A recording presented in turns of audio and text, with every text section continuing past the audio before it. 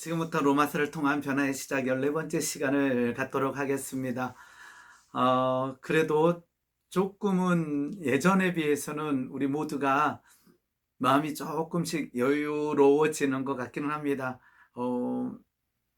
익숙해져 버렸다고도 생각되기도 하지요. 우리가 조심할 것은 상황에 우리는 익숙해지는 적응할 수 있는 사람들이잖아요. 죄의 모양도 그렇다라는 거예요. 우리가 죄의 상태에 들어갔는데 거기에 익숙해져 버린다면 민감하게 반응하지 못할 수도 있다라는 거죠. 뒷걸음을 쳤어요. 그럼 우리가 깨닫고 앞으로 나가야 되는데 그냥 그 뒷걸음 친 상태에서 익숙해져서 거기에 적응돼 버린다면 또 하나님께서는 기뻐하지 않겠죠. 죄에 대한 영역이라면 그렇다라는 것입니다. 네, 로마서를 통한 변화의 시작 14번째인데요. 오늘은 로마서 7장을 가지고 좀 말씀을 나누고자 합니다. 로마서 7장 앞부분을 보게 되면요. 결혼이라고 하는 걸 가지고 이제 율법에 대해서 사도 바울은 설명해 나갑니다. 그래서 우리가 아는 결혼에 대해서 한번 생각해 보면서 강의를 시작해 보고자 합니다. 이제 엄청난 질문이죠. 어떻게 대답하느냐에 따라서 이제 강의 현장에 있으면 어떻게 대답하는가 볼 텐데 실은 온라인이다 보니까 그냥 혼자 속으로 한번 생각해 보시기 바랍니다. 우리가 말하는 결혼은 속박인가요? 아니면 자유하게 하는가요? 어떻습니까? 우리 지금 강의 듣고 계신 우리 성도님들은 결혼하는 순간, 실은 결혼하는 순간은 아니겠죠. 결혼할 때는 너무나 기뻤고 감사했고 그냥 달콤했죠. 그런데 어느 정도 시간을 지나면서 변화의 모습들이 없겠죠. 그러나 가끔 있는 분들도 있더라고요. 그래서 너무 속박이라고 생각하는 분들도 없잖아 있을 것 같고 지금까지도 그렇게 생각할 수도 있다라는 생각을 한번 해보게 됩니다. 그런데요, 결혼은 속박이라고 하는 의미가 잘못된 것은 아닙니다. 왜냐 그러면 결혼하는 순간 내가 가지고 있는 어떠한 모양새들을 내려놓는다는 거거든요.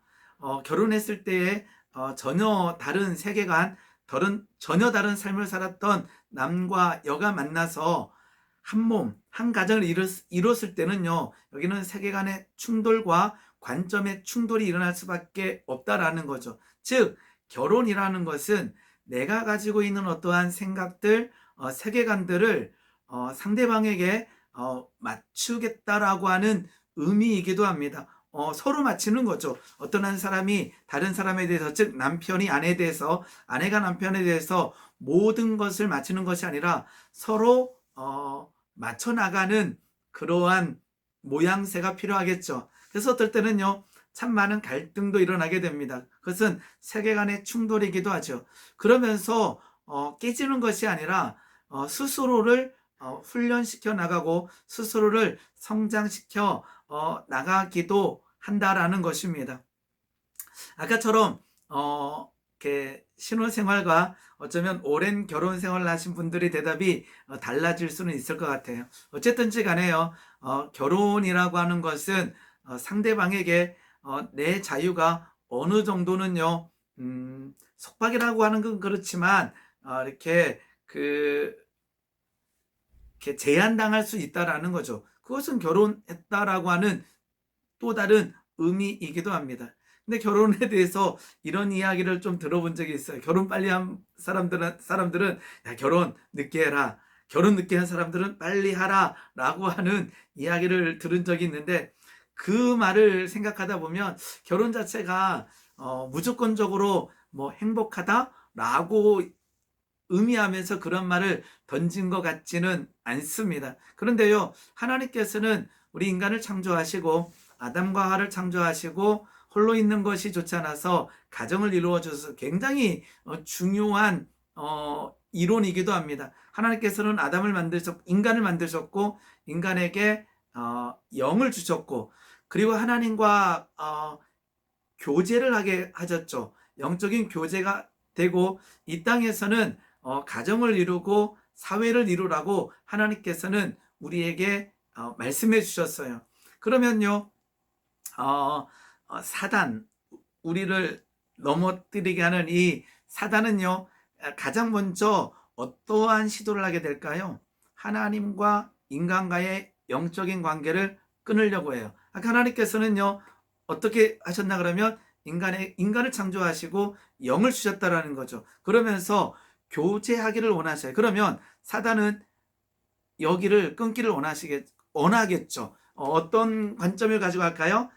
죄로서 우리가 네가 감히 어떻게 하나님 앞에 나아갈 수 있냐라고 하는 질문을 던지면서 어쨌든지 간에 하나님과 인간과의 관계를 끊으려고 사단은 오늘도 시도할 겁니다. 그리고요, 결혼이라고 하는 인간과 인간 사이의 어떤 만남, 한 가정을 이뤘던 이것을 깨기 위해서 엄청난 시도를 하고 있습니다.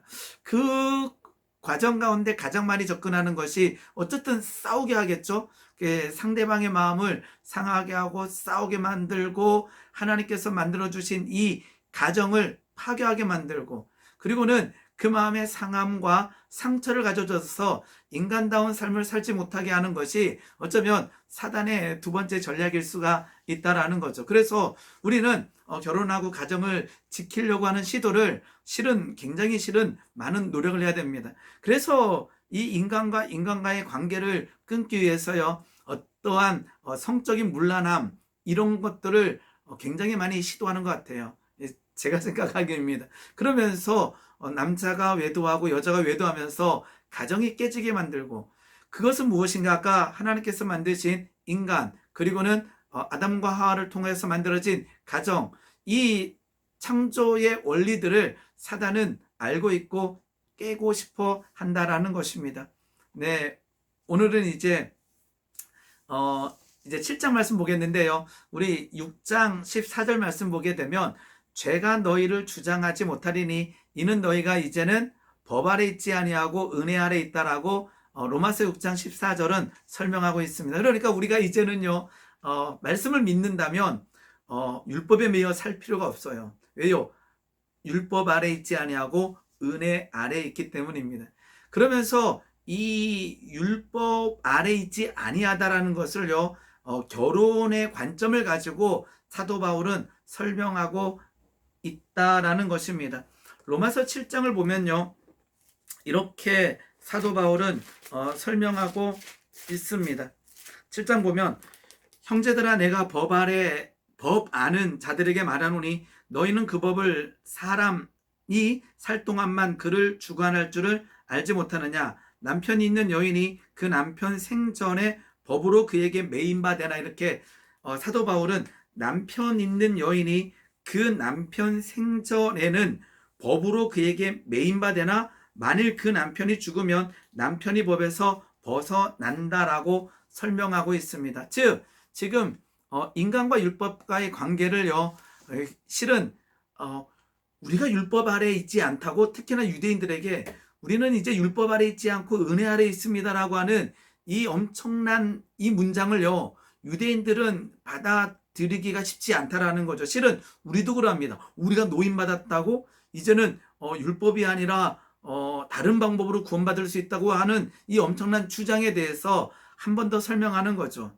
아까처럼 결혼의 관계를 통해서, 아까처럼 결혼은 구속하기도 하고 매이기도 합니다. 부부 모두가 마음대로 할 수 없는 상황이라는 거죠.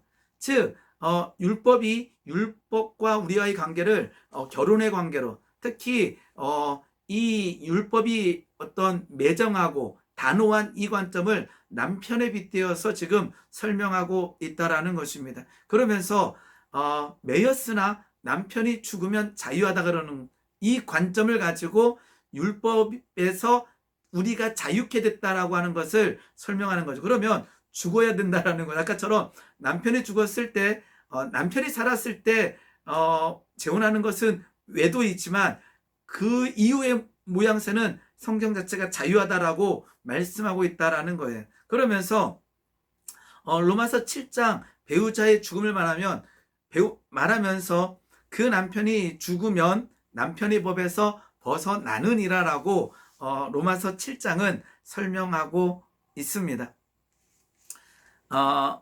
아까처럼 너희는 그 법이 사람이 살 동안에만 주장한다 그래요.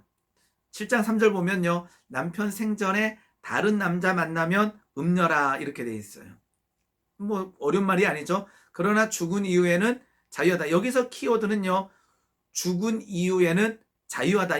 이 얘기를 하고 싶은 거예요. 그 율법과 인간과의 관계를 부부과의 관계로 설명하면서 남편이 죽은 다음에는 남편으로부터 자유해진다라는 거죠. 즉 우리와 율법과의 관계에서 죽으면 자유해지는 거예요. 아까처럼 이 율법을 엄격하고 매정한 남편의 비유에서 지금 설명하고 있습니다. 율법은 매정하고요. 즉 율법에 대해서 그 매정한 그 엄격한 율법에 대해서 자유할 수 있는 방법은요, 죽어야 되는 거예요. 아까처럼 남편 생전에 다른 남자를 만나면 음녀지만 그러나 죽은 이후에는 자유하다처럼 죽으면 자유하게 되는 거예요. 그런데 죽어야 되는데 죽어야 관계가 깨지는 거죠. 그런데 하나님의 말씀은요, 로마서 7장 12절에는 아까처럼 우리가 이 율법에 대해서 이해하기 어려운 것 중에 하나가 자유하다 그러면서 실은 지켜야 되는 거예요. 자유하고 율법이 사라지는 것이 아니라, 즉 7장 12절에는요, 율법은 거룩하고 계명도 거룩하다. 율법과 계명을 동일시 본다면 율법과 계명은 거룩하고 의롭다, 선하다라고 선포해 버려요. 그러니까 아까처럼 율법에 대해서 죽었는데 이제는 은혜 아래서, 아까 우리 6장 말씀을 보면요, 죄가 너희를 주장하지 못하리니 이는 너희가 이제는 법 아래 있지 아니하다 그랬는데 그 법은 거룩하고 의로우며 선하다라는 거예요. 그러면 어떻게 해야 될까요? 자, 아까처럼 율법은 하나님께서 만드신 법이에요. 이스라엘 백성들이 이제 시내 광야에서 모세를 통해서 계명을 받게 되고 그 계명의 요약판이 십계명이 되겠죠. 그러면 누가 죽어야 되느냐? 우리가 죽어야 아까처럼 은혜 아래에 있는 거예요. 율법이 사라지는 것이 아니라 율법은 하나님께서 만드신 법이기 때문에 아까 그 7장 12절 말씀처럼 율법은 거룩하고 계명도 거룩하고 의롭다 선하다 되어 있기 때문에 율법이 사라지는 것이 아니라 우리가 죽어야 되는 거죠. 근데 우리는 살아 있어요. 그런데 7장 4절에 우리가 잘 알듯이 너희도 그리스도의 몸으로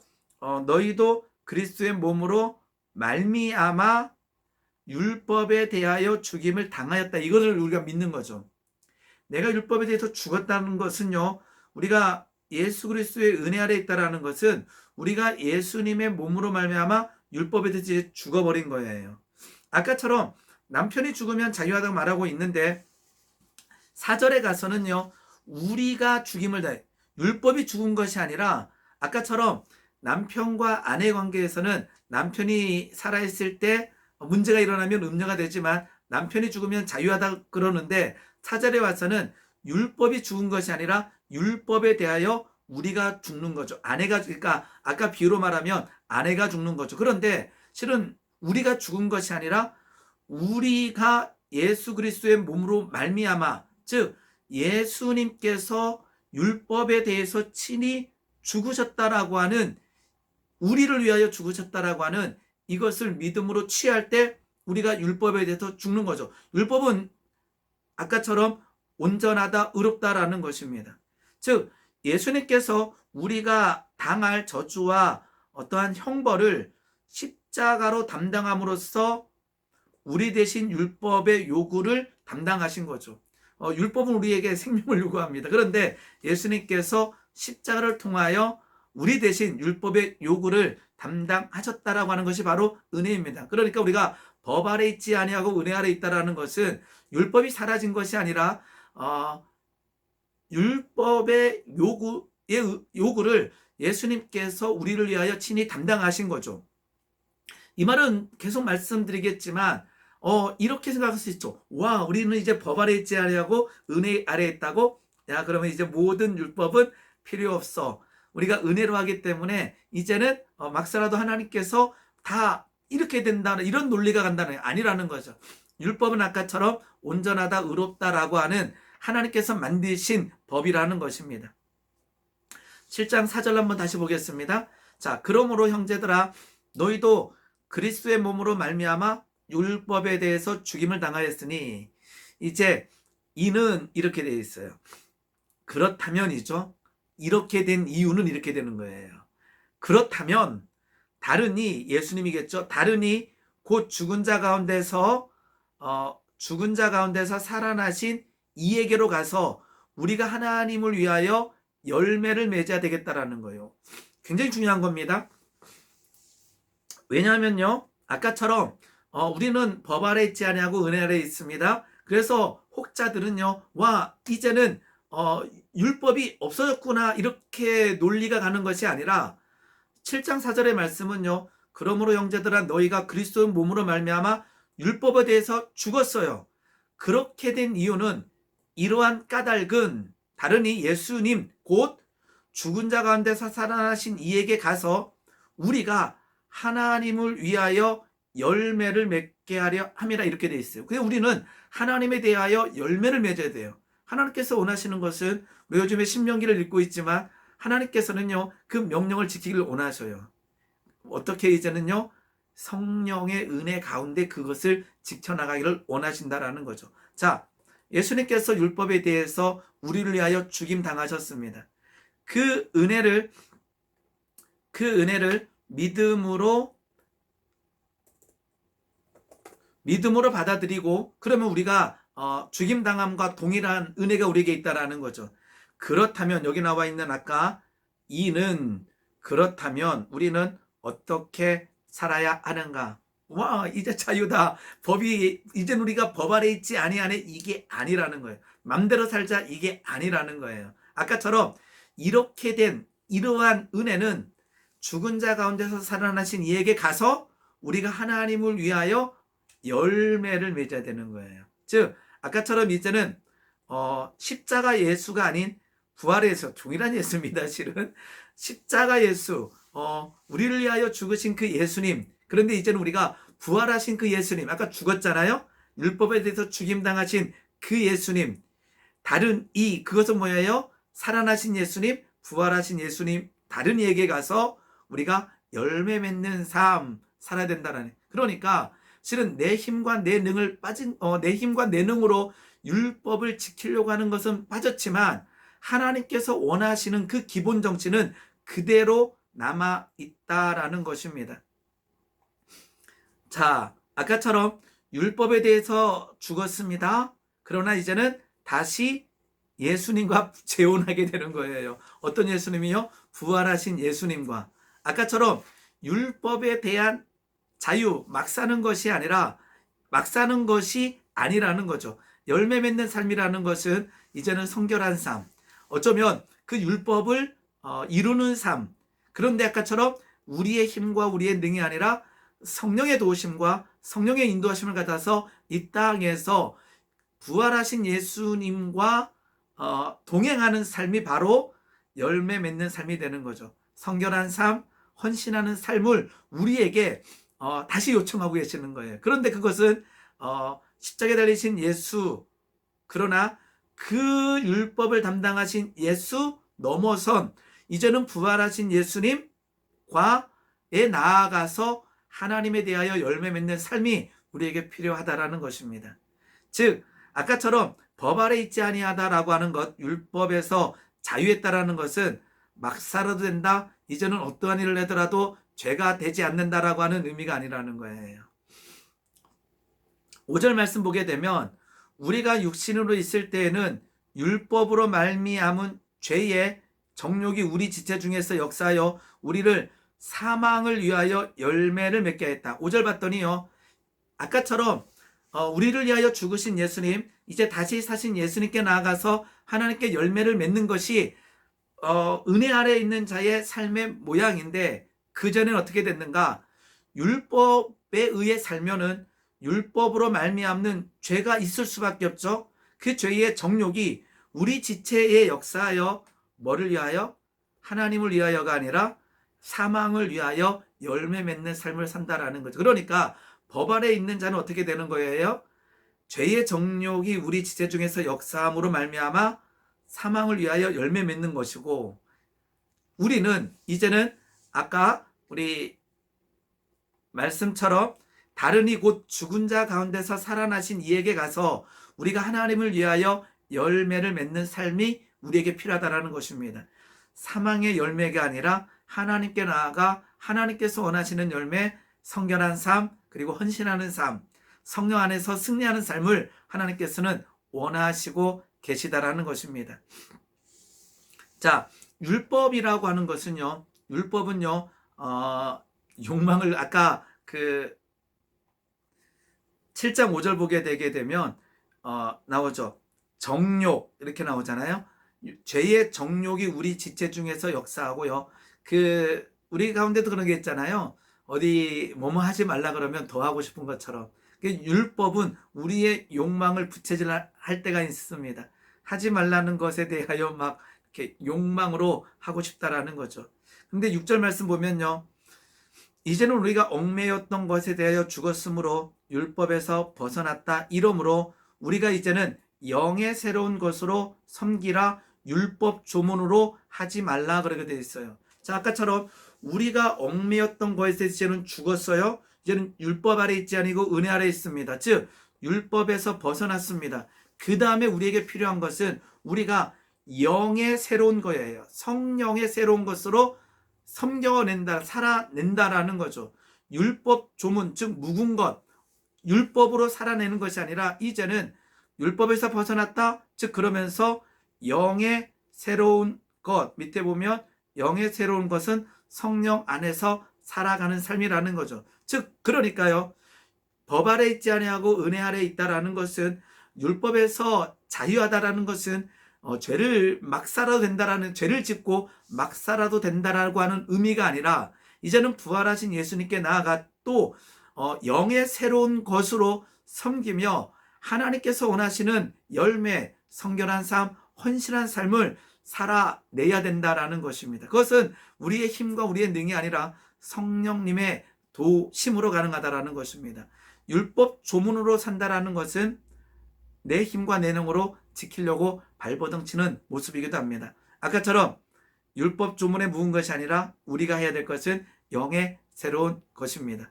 부활하신 예수님께 나아가 성령의 은혜 가운데 살아갈 때에 진정으로 법 아래 있지 않고 은혜 아래 있는 자가 되는 거죠. 잘못하게 되면 법 아래 있지 아니하네, 아싸 막 살아야지 그러면서 죄를 범하면서 예수님이 다 하셨는데, 이런 식의 논리를 펴는 사람들이 가끔 있더라고요.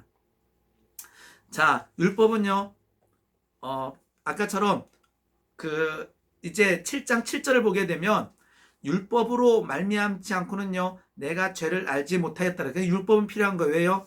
그러니까 우리는 실은 율법주의자가 아니지만 율법을 우리는 받아야 된다라는 거죠. 그래야 회개가 되는 거예요. 그것을 내 힘과 내 능으로 지키는 것이 아니라 율법이 있기 때문에 죄임을 우리는 깨닫게 되는 거예요. 즉 율법에 탐내지 말라 하지 아니었다면 내가 탐심을 알지 못하였다. 아까처럼 이제는 율법 아래 있지 아니하니까 탐심 필요 없어가 아니라 율법에서 탐심은 죄다 그러게 되면 아직도 그 율법은 그대로 우리에게 적용되는 거죠. 그 율법은 우리에게 탐심을 알게 합니다. 그런데 아까처럼 그 탐심을 내 힘과 내 능으로 끊어내는 것이 아니라 예수 그리스도의 이름으로 성령의 충만함으로 된다라는 거죠. 이게 유대인들 아니면은 율법주의자들이 된다면 겉으로 훔치지 않으면 괜찮다 그래. 그런데요, 하나님의 말씀은 마음속의 탐심도 우리에게 터치하기를 원하신다라는 거죠. 즉 진짜 이제 율법의 의미를 알고 우리는 지켜내야 된다라는 것입니다. 근데 실은 우리가 잘 알듯이 그 모든 요구를 할 수 없다는 걸 알게 됩니다. 그것은요, 이제는 내 힘과 내 능으로 하는 것이 아니라 성령님이 예수님 안에서, 예수 안에서 살아있는 자가 돼야 된다라는 거죠. 8절 말씀 보게 되면요. 죄가 기회를 타서 계명으로 말미암아 내 속에 온갖 탐심을 이루었나니 이는 율법이 없으면 죄가 죽은 것이다. 아까처럼요. 죄가 기회를 타서 계명으로 말미암아 내 속에서 탐심이 일어나고 있다라는 거. 막 욕구가 일어난다라는 거죠.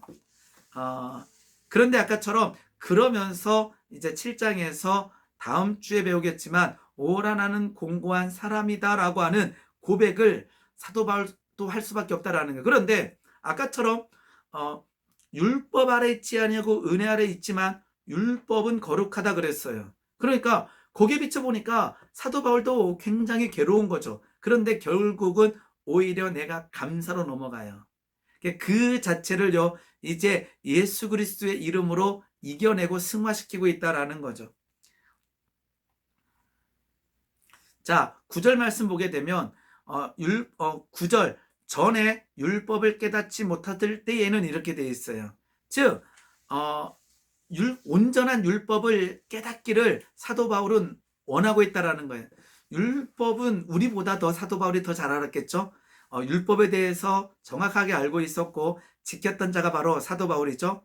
사도 바울은 율법으로는 바리새인이요 율법에 의르는 흠이 없는 자라라고 성경이 기록하고 있습니다. 그러니까 실은 율법의 모양으로 보게 되면 정말로 우리보다 더 잘 지켜냈고 율법의 의로 볼 때 흠이 없는 자가 바로 사도 바울이었는데 결국은 율법을 깨닫지 못하던 때 알기만 하던 때를 이제는 내려놓으라는 거죠. 율법을 알고 겉으로 지키는 것이 아니라 율법의 진정한 의미를 알고 지켜내야 된다라는 거예요. 그것은 실은 내 힘과 내 능으로 안 돼요. 그렇기 때문에 예수 그리스도의 이름과 성령의 놀라운 능력이 필요한 거죠. 율법으로 인해 난 잘하고 있다고 생각하는 그 자체는요, 실은 굉장히 위험한 사고일 수 있습니다. 아까처럼 율법의 진정한 의미를 깨달으라고 하는 것은 율법이 없어진 것도 아니고요. 그 율법의 말하는 바를 정확하게 알고 예수 이름으로 성령의 놀라운 능력으로 그 가운데 들어가는 거예요. 우리 예수님 만났던 한 친구 중에 어떻게 해야 영생을 얻습니까? 자기는 다 지킨 줄 알았죠. 그런데 내게 있는 것을 다 팔아 가난한 자들에게 나누어 주라고 예수님께서 말씀하십니다. 근데 그걸 지키지 못해. 왜요?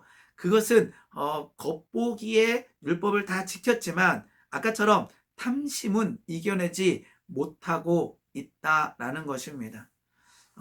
오늘 그 7장을 보면서요, 아까처럼 법 아래 있지 않고 우리는 은혜 아래 있는 자입니다. 그런데요, 은혜 아래 있지만 우리는 그 율법이 폐기된 것이 아니라 율법을 우리에게 더 도전이 와요. 그러니까 우리는요, 오늘도 실은 회개가 필요해요. 왜냐하면 율법이 죽은 것이 아니기 때문에요. 자, 예수님께서 참 많이 안식일에 대해서 가르쳐 주셨어요. 지난 주일날 저녁에 그 안식일에 대해서 조금 나눴었는데요. 어떤 내용이냐 그러면 안식일날 예수님께서 회당에서 손 마른 자를 고쳐주셨어요. 바리새인들 앞에서 보란 듯이 이렇게 치유하셨죠. 그런데 수도 없이 많은 사람들이 공격할 걸 알면서도 예수님께서는 그 안식일날 행하셨어요. 저 같았으면 그 손 마른 자가 오늘 곧 죽지는 않았잖아요. 그래서 내일 와라, 모레 와라, 다음날 와라라고 해서 갈등도 일으키지 않으면서 고쳐줬으면, 즉 바리새인들과 갈등도 하지 아니하고 손 마른 자를 고쳐줬으면 더 좋지 않았을까라고 하는데 예수님께서는요 그 가운데 들어가 버려요. 왜요? 안식일을 율법적으로 형식적으로 지키고 있는 바리새인들에게 도전하는 거죠. 그리고는 어쩌면 그 손 마른 자도 어쩌면 그러한 모양으로 그대로 회당에 안식일날 와 있는 그 모습을 예수님께서는 깨기를 원하신다라는 거죠. 안식일은 하나님께서 6일 동안 세상을 창조하시고 6일 동안 너무나 창조하시는데 힘들어서 야 6일 동안 일하고 7일째 쉬자 이게 아니라는 거죠. 완벽한 창조, 그 창조 세계를 보면서 누리고 있고 즐기고 있다라는 거예요. 그래서 신명기 보게 되면 하나님 앞에서 즐거워라라고 하는 단어가 굉장히 많이 나와 있습니다. 우리에게 던져주는 굉장히 귀한 도전입니다. 하나님 앞에서 즐거워하라는 거예요. 기뻐하라는 거죠. 근데 우리는 안식일 날 예배 현장에 어쩌면 인성을 쓰고 있을 때가 있어요. 겨우겨우 예배 드릴 때가 있죠. 제가 집에서 잠깐 우리 애들과 우스갯소리를 했는데, 저는 중학교 때부터 어른 예배를 드렸거든요. 시골 교회에 가지고. 그래서 예배에 딱 가서 우리 찬송을 부르잖아요. 우리 어른 예배에 중학교 1학년 때 가서 어른 예배 딱 앉고 찬송 몇 장입니다 해서 딱 펴봤어요. 그리고는요 3절짜리 나오면 좀 기뻤어요. 왜요? 빨리 끝나니까. 5절짜리 나오면요 내 마음에 불편함이 일어났었어요. 어쩌면 우리가 이런 식으로 오늘 주일날 예배에 갔으니까 오늘은 이번 주는 벼락 맞지 않겠구나. 내가 헌금했으니까 하나님이 나를 벼락 내리지는 않겠지라고 하는 이 정도의 만족감으로 예배드리고 있다면 오늘 그걸 다 깨야 됩니다. 안식일도요 율법적으로 형식적으로 하나님의 뜻과 어긋나게 우리가 지킬 수 있다라는 거죠. 그런데 하나님께서는 안식의 의미를 누리는 거예요.